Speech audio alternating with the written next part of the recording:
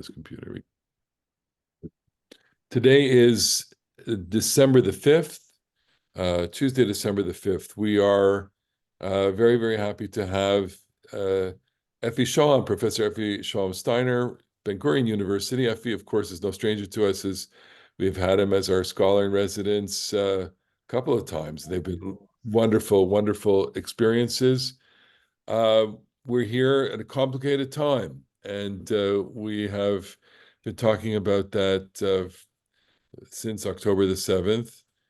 Effie was involved in so many things before October the 7th, the judicial reform, and made, I think, the whiplash pivot to mobilizing the civil sector right after October the 7th. And that's a whole conversation. And he's been on podcasts, he's been interviewed on podcasts for that. But here's a topic. Before we get into it, we're going to talk. It's a dangerous question to say, how are you? But I know that, and I have Yaakov here, and we've talked about someone very close to your family who was killed in Gaza. I just want you to give us a check-in, and then we're going to move to the subject. Go ahead. Okay. So first of all, good morning, all, and thanks for having me. I'm thankful to the rabbi for asking me to come and speak. Actually, I should say I'm going to share my screen with you just because I want to show you Or's picture. I want to dedicate this study to the blessed memory of our dear friend Or Brandes. Or, whose picture is on the screen right now, as you can see, was really a light in our lives. His name is Or, and Or in Hebrew means light.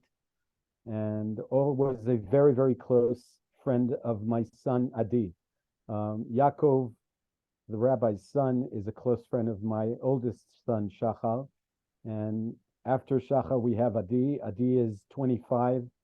He's a tank commander in the reserve of the IDF. And Or was a crew member in his tank. And on Shabbat, this just past Shabbat, Or was killed in action in Gaza. And we were in his funeral on Sunday. That's 2 days ago. And today we're going to his parents in the city of Shoham to pay a shiva call. So I want to dedicate this study we're going to have together to his blessed memory. We lost a dear, dear soul, a dear friend. I want to mention one thing about Or, which may resonate with you. He was a student of philosophy and psychology at Ben Gurion University, where I teach. And last year he took his intro courses, his 101 courses, and he could not, make time to do anything else but study the 101 courses in the Department of Psychology and the Department of Philosophy. But he promised me that this year he'll be coming to study a course in medieval Jewish history, which of course he will not be attending. So in that respect, I will miss him dearly because he was also one of my prospected students for this year. This study that we're going to do together is about the very, very important commandment or mitzvah of Pidyon Shevuyim, the redeeming or redemption or deliverance from captivity. I should confess that I was writing an article about the case that we're going to be sharing in a few moments during the summer. And I had no idea to what extent what I was writing about is going to turn into the living reality that we are going through right now. As you know, there are still more than almost 200 captives in the hands of Hamas. Only a handful, relatively handful, were released from captivity during the ceasefire over a few days, with people from Israeli prisons being released in exchange for these hostages and these prisoners, abductees, I should say, because they were abducted from their homes. most of them were abducted from their homes or from the music festival in Re'im on October 7th. Very few of them are what we would call POWs. In other words, soldiers, servicemen who've been abducted from their bases on October 7th. We have no idea what their fate is. We know that there are both male and female soldiers, and we are very fearful, as the State Department announced yesterday, as to the fate, especially of the female prisoners, because we know that Hamas had performed atrocities against both the abductees and the people who were eventually, whose lives were lost on the attack of October 7th. We are extremely concerned about them. And as you will see in a moment, Jews over the centuries were always concerned with people who were in captivity and found themselves in harm's way, did not lose their lives, but were still in a position where they were in grave danger. Now, for most of Jewish history, the people who were considered captive were either prisoners of war, civilian prisoners of war that were rounded up by the troops to be sold for slavery, or people who were traveling and were attacked by marauders or by gangs of robbers or slave traders on the trade routes, both the maritime and the land trade routes, especially during the Middle Ages. And these people were usually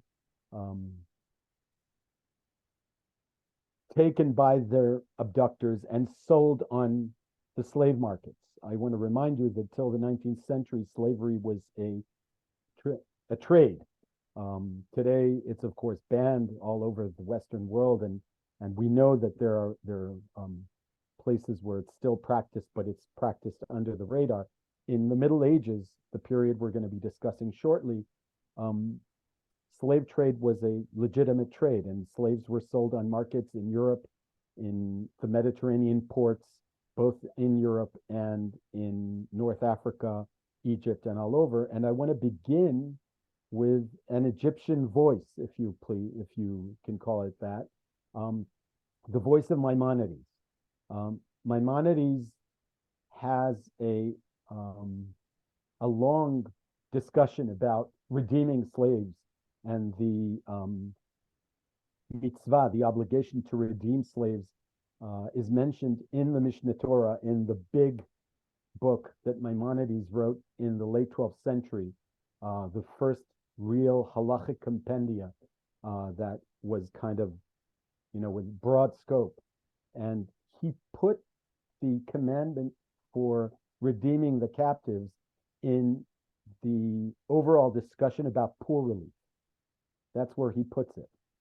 And when he opens the discussion, these are his words. And I use the translation on the website for Sefaria, which is a fantastic website where you can find many Jewish Hebrew sources, also in very, very good translation into English. So the redemption of captives receives priority over sustaining the poor and providing them with clothing. Indeed, there is no greater mitzvah than the redemption of captives. This is his first statement. There is no greater mitzvah than the redeeming of captives, because captives are in dire need. They are in a situation where their lives are at risk, where their freedom is at risk, where their bodies are at risk. For a captive is among those who are hungry, thirsty, and unclothed. And you can understand that this is where Maimonides is going, because it's within the framework of poor relief. So he wants to justify why he put the discussion about captive redemption into his section about poor relief. So he says they are among the hungry, the thirsty, and unclothed. In other words, they're on literally the lowest echelon, even among the poor, right? For a captive is among those who are hungry, and he is in mortal peril. If someone pays no attention to his redemption, he violates the following negative commandments. And here comes a drop-down menu of a few biblical sources, most of them from the Torah, that speak about not necessarily redeeming the captives, but Maimonides kind of streamlines these commandments into the idea of redeeming the captives. Do not harden your heart or close your hand. Lo tikfotz et yadcha me'achicha evyon. It's a verse in Deuteronomy 15. Do not stand by when the blood of your neighbor is in danger. In other words, Maimonides pitches the fact that the captives' lives are in danger by the fact that they fell captive and are now being sold on the market. Do not stand by standing by the blood of your brother, and he shall not oppress him with exhausting work in your presence. In other words, if a captive is not redeemed, he will be suffering oppressive work and oppressive labor in a situation of servitude, which is something you cannot turn your eye from. And he has negated the observance of the positive commandments. And here comes a few positive commandments, not negative commandments, that Maimonides kind of lines up. You shall certainly open up your hand to him, namely to the poor and the captive. In other words, open your purse, open your financial means in order to redeem captives. And your brother shall live with you. In other words, you need to make sure that his life is sustained, his or her life is sustained. And oddly enough, love your neighbor as yourself, which would have been, we would have thought would be on the first line. Here it comes on the last line. It's like the punchline of what Maimonides is saying. Basically, all these are a means to deliver love thy neighbor as yourself. And finally, he says, save those who are taken for death. In other words, people who are captives are facing perils that may end up being mortal perils. Therefore, you do not have the time, you do not have the ability to kind of delegate this. You have to work relentlessly to make sure that the captives are being redeemed as quickly as possible. And many other decrees of this nature. In other words, I have another whole lineup, but which I'm not going to share with you, says Maimonides. And then comes this last line: there is no mitzvah as great as the redemption of the captives. Remember, that was the first line we read. In other words, he kind of sandwiches all this discussion within two statements that say this is the greatest mitzvah of all.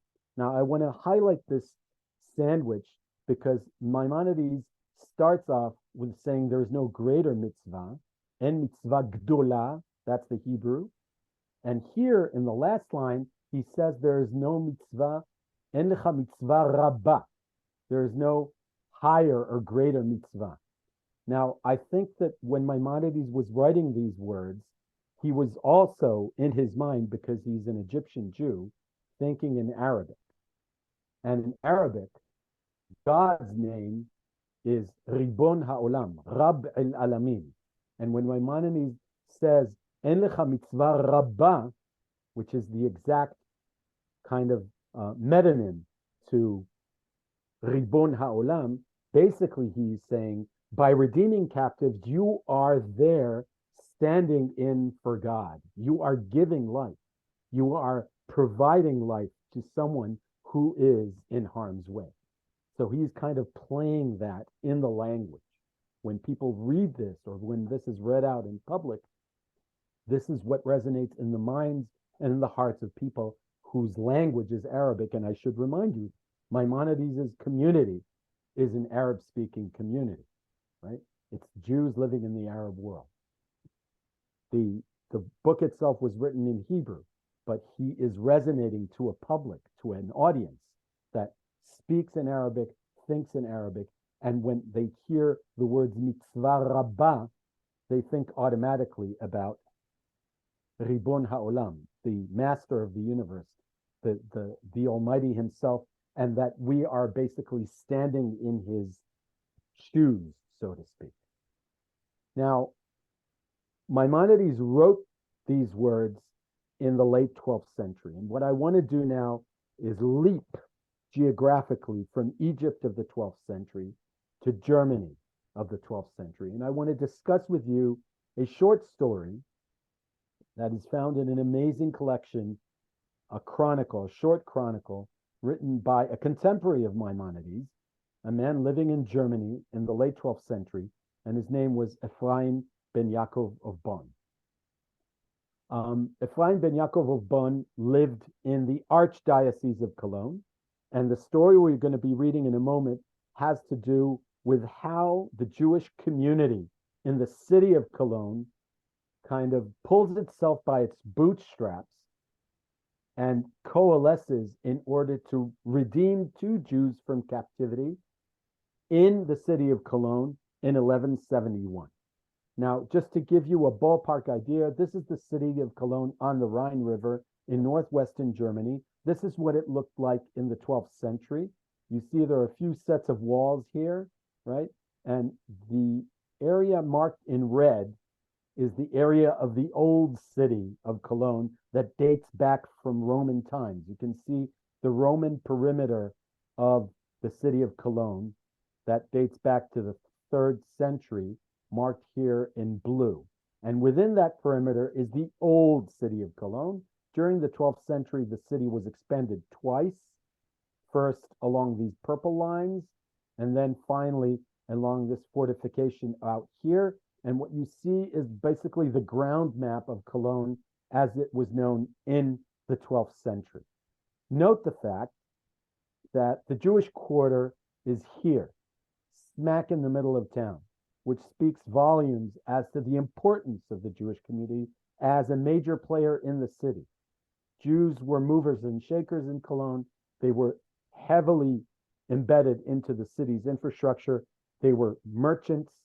They had business dealings in the city. They, of course, were not, like all the other inhabitants of the city, Christians, but they were definitely a minority and a strong minority in the city and people to be reckoned with, right? They were not just bypassers in the city. They were very well entrenched and ingrained in the city, probably dating back from earlier times, right?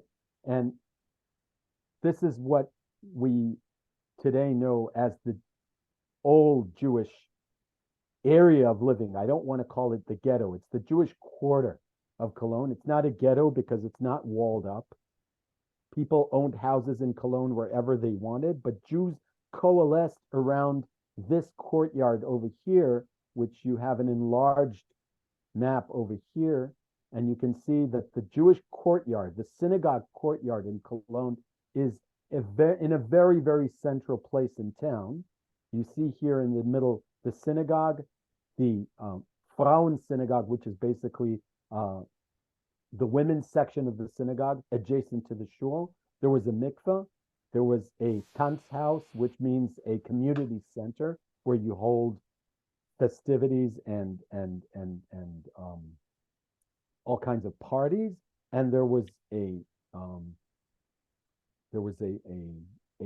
public bath and so on. And all the houses that you see here in pink are all Jewish-owned homes.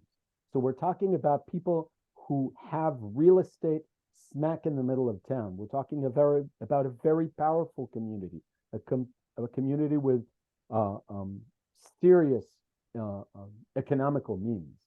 And I'm mentioning this because it's going to feature in our story in a moment. One other thing is that I want you to note this over here. This building over here was already in the late 12th century what is called the Burger House. The Burger House will eventually turn into what is known today as City Hall. So note the proximity between City Hall and right across a small alley is the Jewish courtyard where the synagogue is. So we're talking about a community that's very, very well knitted into both the economical, political, and geographical infrastructure of the city of Cologne. Another word of introduction about the city of Cologne. Cologne is a business town. It's a booming business town in the 12th century. Its Jewish population grew over the 12th century almost threefold. due to immigration. People emigrated to Cologne because they wanted to be part of this boom town. And it's the largest city north of the Alps in the 12th century. It will change into the second largest city north of the Alps when it will be overcome by Paris in the 14th century, right? But it is the largest city north of the Alps. It has 50,000 inhabitants. By medieval standards, that's New York, Paris, London, okay? Huge by medieval standards. Normally, your average medieval town, especially in Northern Europe, is a 5 to 10,000 people strong town. Cologne has 50,000 inhabitants. About 2,000 of them are Jews. But what is more important is that it's a commercial hub, and people come to do business in Cologne from all over Northern Europe, Northern France, England, Northern Germany, and from as far and wide as Switzerland, Southern Germany, Northern Italy, right? It's a place where commerce takes place. And this is very important to our story. Our story was recorded in a book called Sefer Zechira. Sefer Zechira is the meaning of the word Sefer Zechira is the book of remembrance or the book of memory. And it's a memory device. It's a device that was put together by the author, Rabbi Ephraim ben Yaakov of Bonn. These are the years of his life. He was born in 1132 and died in and around 1200. And he lived in the Archdiocese of Cologne. He lives in Cologne, in Bonn, in Neuss, all towns within the Archdiocese of Cologne. In other words, within the area in northwestern Germany of today. The beauty of Sefer Zechira is that it has two sections, two parts. The first part is more of a memoir, where Ephraim of Bonn records his own memories as a child when the area that he was living in the Archdiocese of Cologne, was affected by the Second Crusade. I want to remind you, in 1096, the area of northwestern Europe was overrun by the crusading movement. A huge mob of crusaders made its way towards Jerusalem. Actually, most of them never ever made it to Jerusalem, but they were all infatuated with the idea that they are going to march to Jerusalem and redeem the church, the Holy Sepulchre in Jerusalem from the hands of the infidel Muslims who've taken possession of it. That was the driving force behind the First Crusade. Most of the Crusaders never made it to Jerusalem, but they did, en route to Jerusalem, hit on Jewish communities. And in 1096, we have a very large pogrom of Jews being targeted and hit all over northwestern Europe, not sparing many of the important cities where there were Jewish communities on the trade routes, where these crusaders were making their way in order to get to Jerusalem. During that period, Jewish communities were hit. Many suffered serious casualties, but amazingly enough, which is also a source of comfort to me because Israel is undergoing a very, very major kind of shocking experience now during the war. But one of my sources of comfort is the fact that we know that even after such atrocities as the First Crusade and the pogroms that were performed against Jews all over northwestern Europe in 1096, the recovery was rather short. And Jewish communities rebuilt themselves, communities coalesced, properties were gained, prowess was gained, people returned to their abilities within a relatively short while, speaking volumes about how vital the Jewish community of northern Ashkenaz was at the time. However, 50 years after the First Crusade, there's a Second Crusade. In 1146-47, Ephraim of Bonn is a younger man at the time. He's 12, 13 years old. And the first portion of Sefer Zechira is about his memories and what happened to the community that he belonged to during the Second Crusade in 1146-47. Thankfully, in the Second Crusade, many of the local rulers in Northwestern Europe anticipated the fact that Jews will be targeted, and many of them helped the Jews fortify themselves and put themselves away from harm's way. Not only that, we know that the church, the established church, preached very strongly against targeting the Jews. One of the most important voices in that respect was a very, very famous medieval scholar and later saint, Saint Bernard of Clairvaux, a very well-known church father and a man whose writing is still learned and recited in Catholic circles till this very day. And Bernard of Clairvaux speaks very strongly against targeting the Jews. He says that that is not the purpose of the crusade. The purpose of the crusade is to fight the Muslims in the Holy Land, not target the Jews on European soil. So Ephraim of Bonn writes a memoir of that event, and later on, as he moves on in life, he adds to that memoir all kinds of stories where Jews were targeted, or Jews were victims of violence, or Jews fell in harm's way. And he creates a short chronicle that kind of canvasses most of his lifetime. From 1146-47, that's the first large chunk. And later on, in piecemeal, all kinds of events that happen either in his immediate pale of interests within the Archdiocese of Cologne, or areas that he knows about. So we hear from him about the martyrs of Blois in northern France in 1171. We hear from him about the famous events in York in 1190. We hear from him about Jews being persecuted in Austria in the 1160s. And one of the things he tells us is about a story of how Jews fell captive in Cologne in 1171, and how the Jewish community of Cologne scrambled to help these people and deliver them from captivity. That is the story we're going to focus on today. And what I did is I sat last night and I kind of put together a translation of the Hebrew source. Unfortunately, it's not available in English, so this is my translation, warts and all. I'm sorry if it maybe will sound funny to you, but it will give you a good idea of what is flying in this text. So first of all, it starts by the words, praise the Lord, call his name, proclaim his deeds among the people. Hodu l'Adonai kiru b'shmo, hodiu ba'amim alilotav, which automatically, if you're familiar with Hebrew prayer, resonates prayer. And indeed it is a quote from prayer.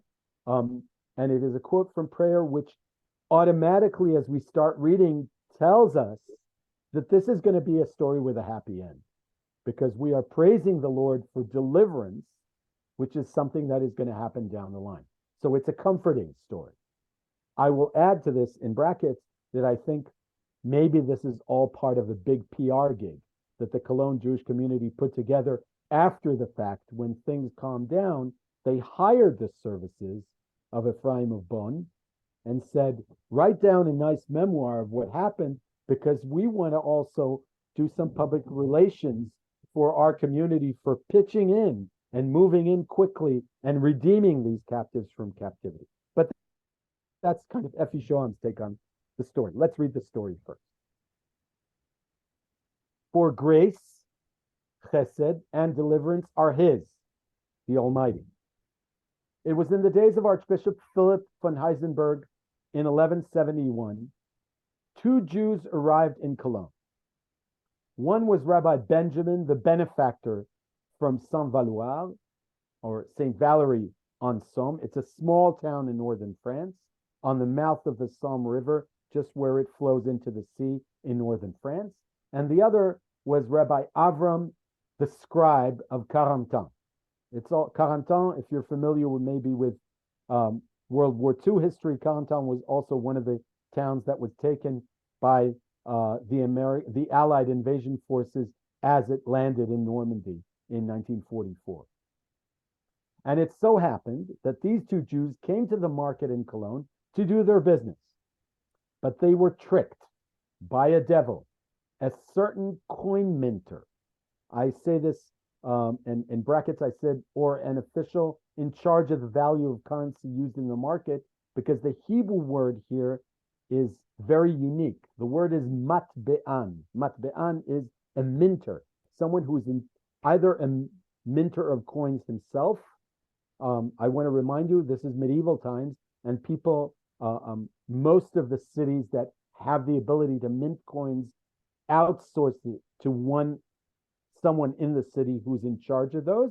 And what his business is not only to mint the coins, but to make sure that no funny currency is circulated in the city's markets. Now, in a city whose main prospect is business and market and commerce, you can imagine the importance of making sure that the currency is properly well kept and that no funny money is being distributed, because that completely debases the entire system. So there are very harsh penalties also in the local Cologne law against people using and circulating funny money. Okay? So they were tricked by someone, and he saw them and had a certain woman turn against them, saying, "You have given me 20 denarii of copper." 20 denarii of copper, meaning that instead of having silver denarii, silver currency, with 100% silver, you mix the silver with copper, thus debasing the coin and using the extra silver for their own means. So I want to remind you, we're not talking about, currencies that are, as we have today, that have no relation to the actual kind of a precious metal, but rather currency that is made out of precious metal, minted in the form of coin. And they are being accused of circulating funny money. Okay? In earnest, says Ephraim, it was the minter who had given her the counterfeit currency, literally from his own purse to her purse. In other words, Ephraim says, I know that this was a false accusation. Between you and me, I am not sure it was a false accusation. I have my reasons to believe that, but we're not going to go into them. The fact of the matter is, these people were accused of circulating funny money or counterfeit currency in the markets of Cologne. The woman shouted loudly, and this is where it becomes really kind of problematic. The woman shouted loudly, "These Hebrew men had brought these denarii made of impure alloy to deceive us. They came to me to buy a pillow casing and paid for it with these fake coins." Now, the interesting thing about it is that Ephraim of Bonn, in his choice of words, uses here language that resonates biblical verses. And I want to remind you, we're talking about a 12th century source. When Jews write their history, their piyutim, their chronicles in medieval Hebrew, they always reference biblical verses, midrashim, the Talmud, prayers. And by that, they can sometimes hide all kinds of I'm not saying subversive messages, but messages that are more than meets the plain eye. In other words, stuff that's kind of under the radar.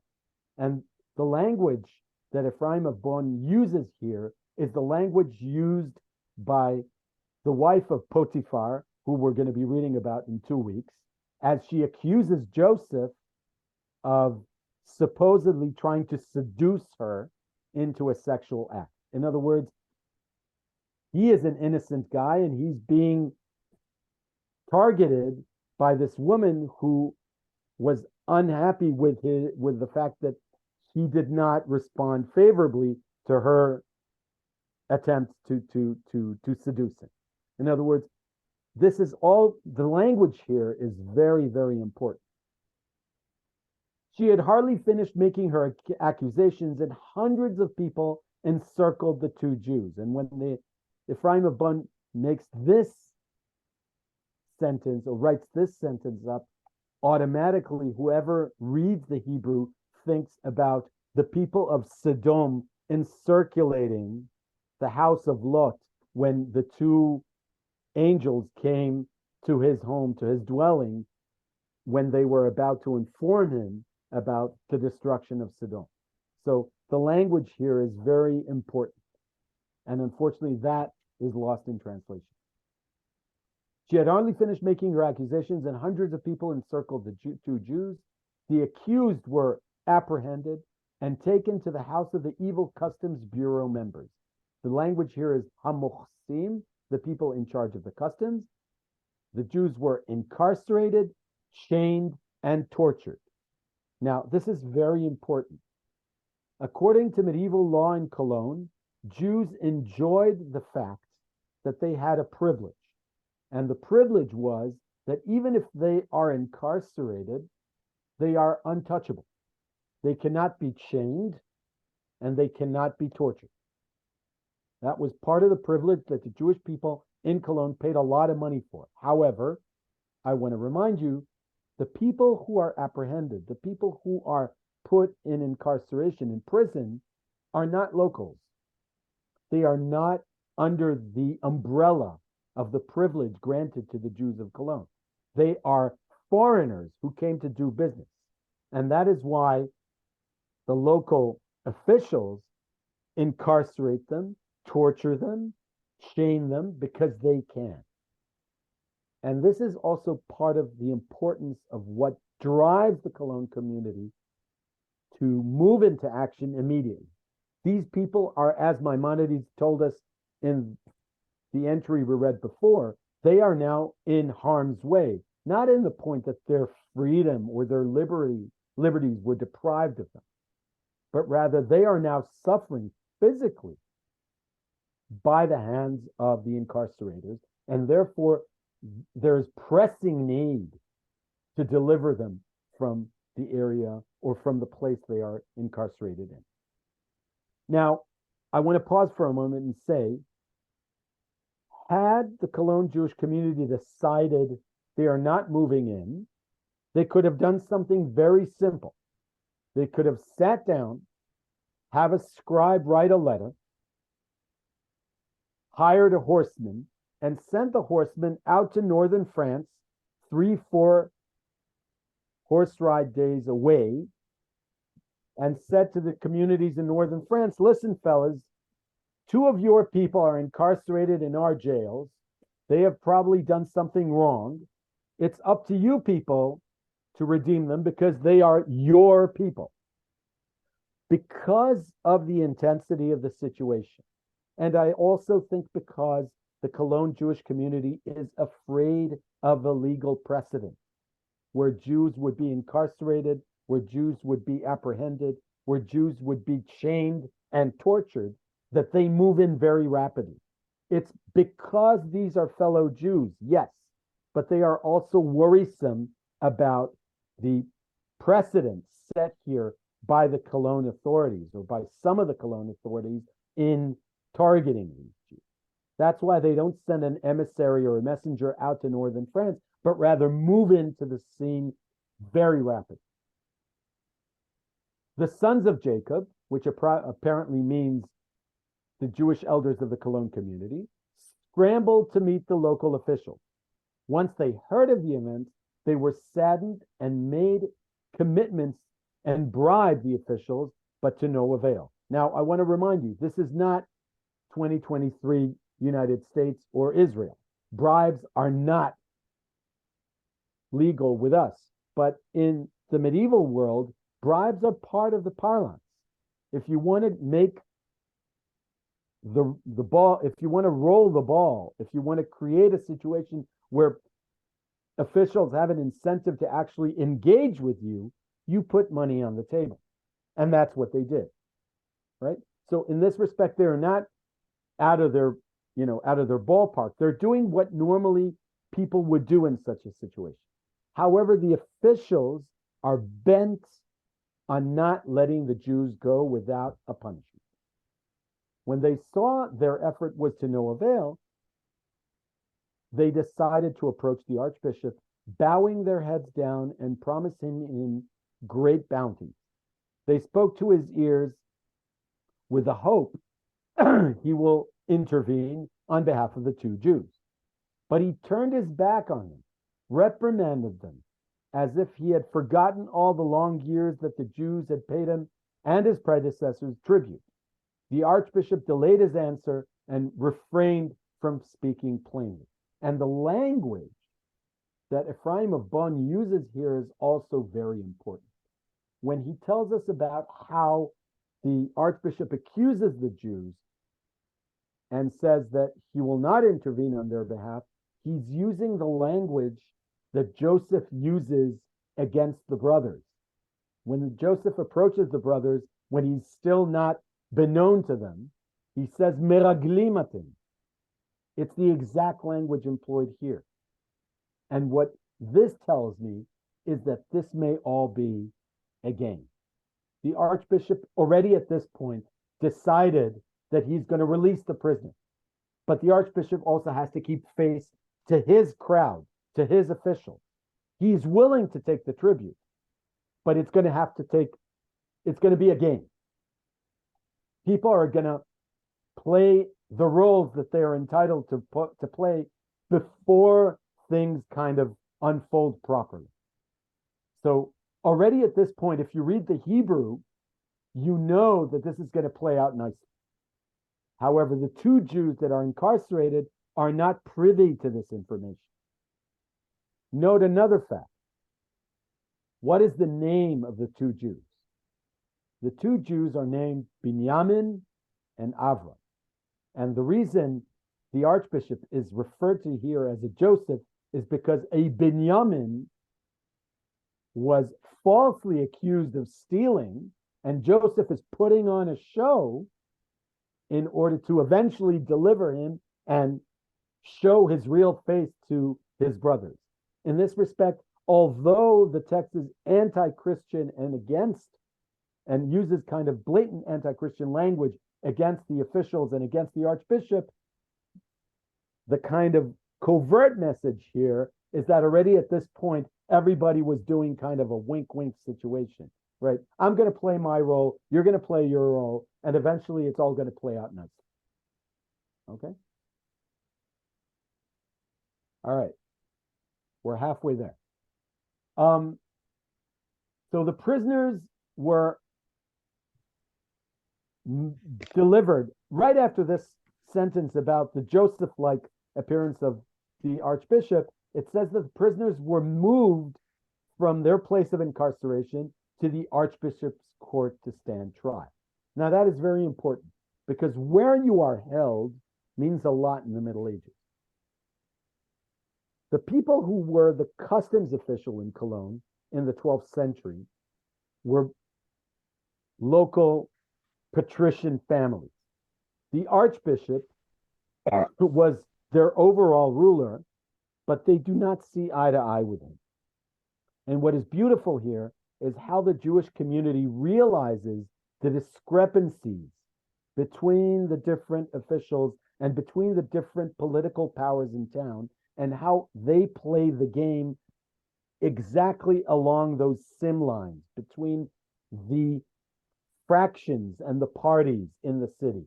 The archbishop and his court on the one hand, and the customs official on the other hand. The customs official and the archbishop are supposed to work together, but they are actually working sometimes one against the other. Think about cases where you know that government agencies kind of race one against the other when they want to try a crime, right? And sometimes, you know, this is always this happens in you know, these crime movies where two cops apprehend the bad guy, and suddenly there's a squad car and two FBI agents move out of it and say, this is a federal crime, we're taking over, right? So this is exactly what the archbishop did here. He moved in and he said, these people are going to be tried on my turf, in my court, not in your court. He delivers them already at this point from being chained, being tortured, and from the incarceration in the customs building, and he moves them to his court. And that already signifies part of the deliverance, part of the moving out of the danger zone for these prisoners. Now, the local Jews then asked for an advocate who should be assigned to the case so that if the Northern French Jews would be trialed and if found guilty, they would suffer the full extent of the local law. But if their guilt will not be proven, they would be set free immediately. This is along the Jewish privilege line. They basically deliver the Jewish prisoners from being foreigners who are facing very harsh punishment to people who are enjoying the privileges granted to Jews in Cologne. They will have an advocate speak for them in the court, number one. Number two, they would be tried according to local law. What that means in Cologne in the 12th century is that all these Jews will get, if they will be convicted, is a hefty fine. But they will not be killed, they would not be tortured, there will be no corporal punishment of any sort, which is already a huge leap forward. However, the customs officials refused this demand, for they were not seeking truth or justice. They were bent on corporal punishment, and all they wanted was to have the Jews' hands chopped off, for they had no mercy. Now, cutting off hands is not just a mere physical punishment. What it means in medieval Cologne, it means that you are not a free man. You are tried like a slave, like a non-free individual. Non-free individuals are subjected to corporal punishment, to flogging, to chopping off of arms and legs, of mutilation, and to corporal, and to also to execution. While as people who enjoy the privileges will have a certain fine they would have to pay depending on their rank, but it will be only a monetary fine. So there, you can see there's really a kind of arms wrestling going on between the archbishop and the customs official. Who's going to get their way with these Jews? Are they going to be tried according to local law as Jews from Cologne, or are they going to be tried as non-freemen who came into the city not enjoying any privilege that any person from the Jewish minority in the city enjoyed? The sun hadn't set yet, and the whole city was ablaze with the news of the arrest. Now you can imagine who is circulating the news. The people who are circulating the news are the people who want a show, who want a spectacle. The people from the customs official. They realize that they're not going to get their way in court, so what they use is public pressure. They spread the news all around town, and a mob formed and assembled around the courtyard, demanding the blood of the Jews, demanding corporal punishment. So now the archbishop is under very, very serious public pressure not to kind of capitulate to the Jewish demand. News of these events reached the Judengasse. Judengasse is the Jewish street. And the Jews now move into the second phase of what they want to do when it comes to redeeming the captives. How long do I have? 10 more minutes? Yeah, you guys, sure. 10 more minutes? Yeah, go ahead. Good. We'll see them Okay. longer, yeah. Okay. So the Jews tear their clothes, begin lamenting, fasting, and crying. And here you can see automatically, you hear the scroll of Esther, right? How the Jews tear their clothes, Mordechai tears his clothes, and so on. They all assembled in the synagogue, the rock of their existence. We saw it on the map before. They prayed intensively, men, women, and children. Notice the fact that the community coalesces. Everybody pitches in. Men, women, and children. Not only the men, not only the taxpayers. Everybody is in. Torah scrolls were taken out of the ark, and vows, pledges, were made and collected on the spot. This is like the wild dream of rabbis, right? When a pledge is actually People pay on the spot. Money is handed from the purses of people to the charity box, to the pushka, on the spot, because people realize, and this is something that's very important, for the people collecting the funds, the money needs to be on the table when the discussion takes place. This cannot be held in a kind of, secluded discussion room. Money has to be on the table when the discussion takes place. They wept and cried to the Lord, and the Lord heard their cry, and they were answered. And this is where the story turns from bad to good, right? When the time came for these people for the trial to be tried in the court, the two imprisoned Jews cried to the Lord, and he answered them. Suddenly, those previously bent on exacting physical retribution were willing to take bribes. The stupendous sum rose to 105 marks of silver. That's several $100,000 in today's sum. We're talking about ransoming people for a very hefty sum of money. Now, the Cologne community raised the funds with other communities in the region. In other words, the Cologne community did not only do the fundraiser in the synagogue, they reached out to other communities in the region, sent out emissaries and messengers to collect more funds because they needed to put the money forward. They volunteered for the sake in order to redeem the souls of the two good Jews and righteous men. Note the caveat, this sum went beyond 30 marks of silver that the community demanded Avram and Binyamin that they were willing to pay. In other words, if we're redeeming you from captivity and we're doing this extra mile for you, you put in the cash, please, too. Thank you very much. Okay? Therefore, O seed of Jeshurun, praise the Lord, for he has redeemed us.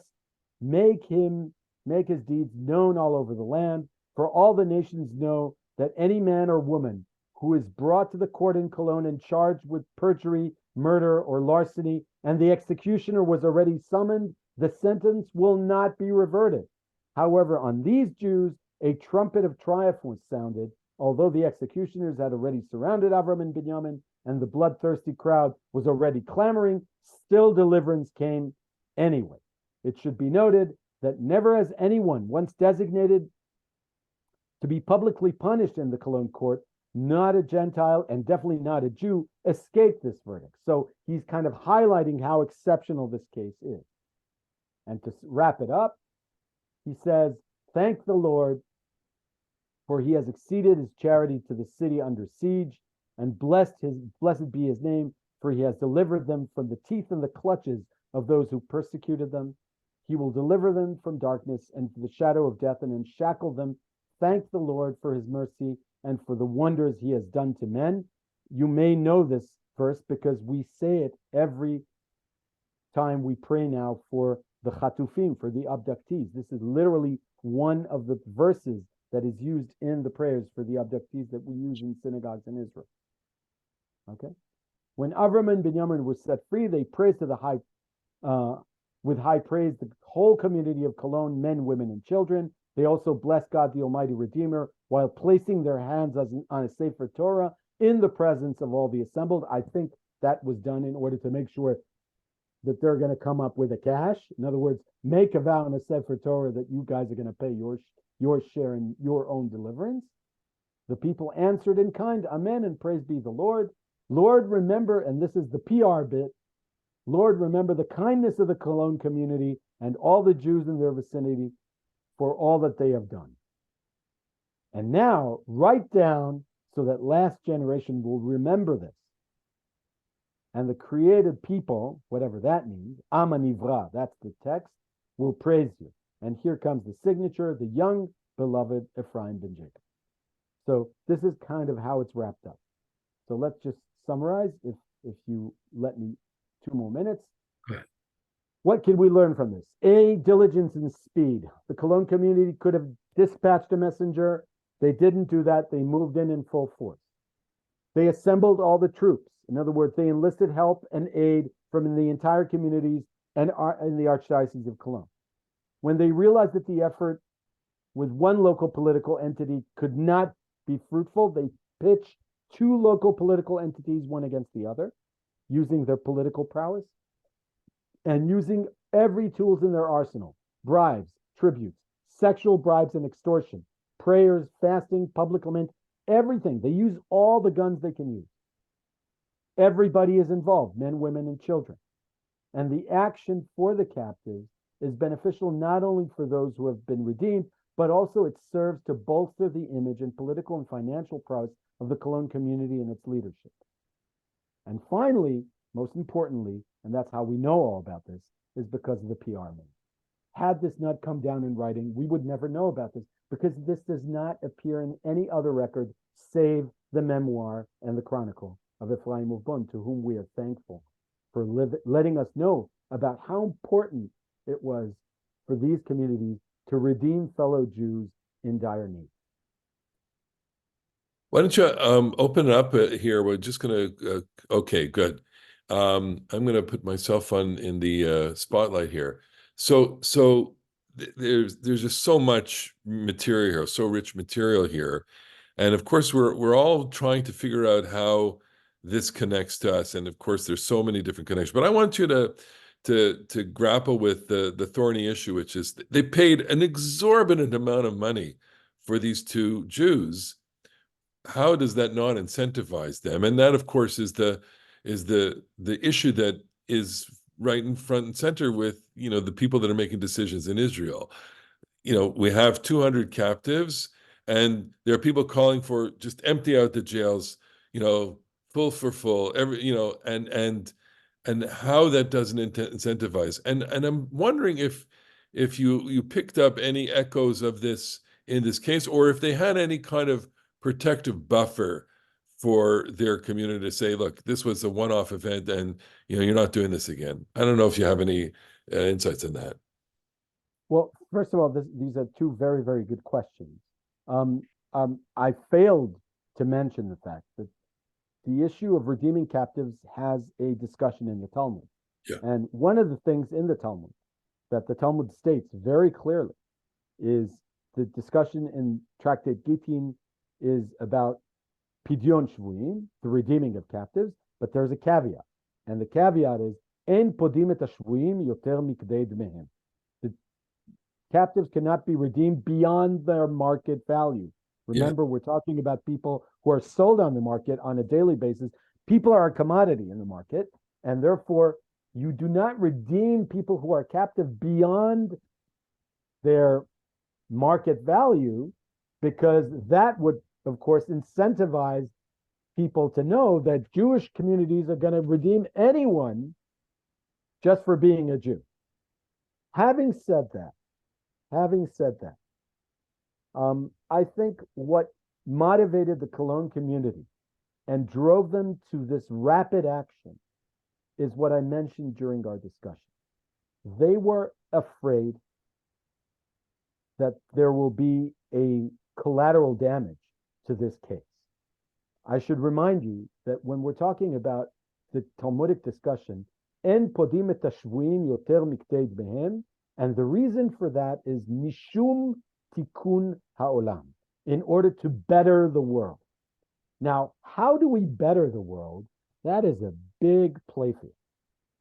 It's a big playfield. And I think the Talmud deliberately left that kind of fuzzy, because it leaves the issue of how to deliver the world and how to better the world and how to make the world a better place. It leaves that to every generation and generation along the line. It leaves it to the decision makers of every generation to decide, when is the price too hefty? What is at stake? And what does a community, or in our case, a nation, do when it has to redeem captives? And this is something important. I think I should mention this in our discussion. Yeah. Before I get I have a couple of questions, just another thing before we get to people in the chat. I just want to share with you an anecdote. When October 7th started, Rabbi Elliot Cosgrove, the Park Avenue Synagogue, which is like the flagship synagogue on Shabbat, on the Friday night service, he put a QR code in everybody's Siddur, and he said, "I know you have your phones here. Take your phone out, press the QR code, and send a donation now. We want to leave this is Shabbat. Okay, this is so unusual. We're not ending the service unless we raise $1 million for for Israel at this point, which has so many issues on top of that's So you can send him this text where it exactly, shows but it wasn't how on Shabbat. What it I wanted, wasn't. We don't know yeah. it was under that.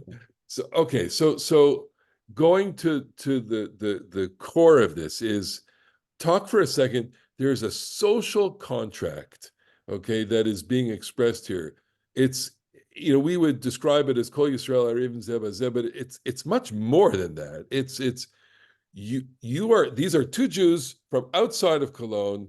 They pop into Cologne, and the Jews are saying, "You're ours." I mean, that to me was the most resonant part of what you said was they didn't send out, they didn't send the cavalry to Paris. They didn't send their messengers. They said, "This is our problem." And can you just kind of, I mean, try the step to make the analogy today, if you can. I mean, Okay, so I'll try and make the analogies for today. And I think that the words you were using, social contract, are very important. Um, Today we're talking about a situation where the social contract between the citizens of the country of Israel and their government was violated. The government did not live up to the expectation of the civilians, regardless of what the political color is. There's a social contract between a government and its citizens, its constituents, its the people who live in the country. And that is that the government, the prime imperative, right? The prime directive of every government is to safeguard its citizens. And that social contract was violated on October 7th. In other words, the government did not live up to that expectation. The military wasn't there for a host of reasons. Things went fundamentally wrong. And in that respect, there's something about making or creating the equilibrium back or making things right again that is behind what is going on in Israel today. The call for government to redeem all the captives, regardless of what the price may be, is something that I don't know if you are aware of this, but when Israel started the war in retaliation to what happened on October 7th, redeeming all the captives was not the first objective of the war. The first objective of the war was to eradicate Hamas as a military and political entity in Gaza and eliminate the threat. Only due to public pressure that fed on this prime directive that a government has a social contract with its citizens is what elevated redeeming the captives to a point that the government was willing to stop the hostilities, negotiate with Hamas, with whom she said she would never negotiate, and redeem some of the captives. Unfortunately, that deal fell apart. But the fact of the matter is that things changed during the war. yeah. Now, you may have your ideas about this, and I guess everybody has an opinion on this. But the fact of the matter is that people living on the borders of Israel said, you guys did not deliver on October 7th. It's up to you to make amends. So we have a You question meaning the here government. from Marlene. Marlene is asking, were they dealing with captors willing to be bribed or to reason? And I think this underscores another key concept, which is, they could be bought. The Burgermeister, the customs guy, he needs his position. He needs, with Hamas, they have I guess survival or not. The rational, reasonableness or rationalism, being rational it may not be what defines them, and maybe But I think that here is where the government of Qatar plays a vital role, because the government of Qatar are these captors who are willing to reason and willing to be bribed, right? The government of Qatar has been behind Hamas financially for a very long while. Now, there was a kind of subtle understanding between Israel, Qatar, and Hamas for a very long time, that Israel enabled Qatari money to flow into the Gaza Strip, and Hamas was using that money, and Israel was under the impression, or this government, or Mr. Netanyahu was under the impression, that this will pacify things, right? That people are after a livelihood, trying to make, ends meet, and so on. And with the Qatari money, this will be bought. This came apart on October 7th. But that is also why the Qatari government is being approached, and their minds, although they have supported Hamas and they have armed Hamas, not directly, but indirectly. But they are these officials that you can reason with along financial, so to speak, line. If anybody has any questions, you can write it in the chat for a second. We'll take a few more minutes. Or I'm going to just ask if you want to raise your hand or unmute yourself if you have a question.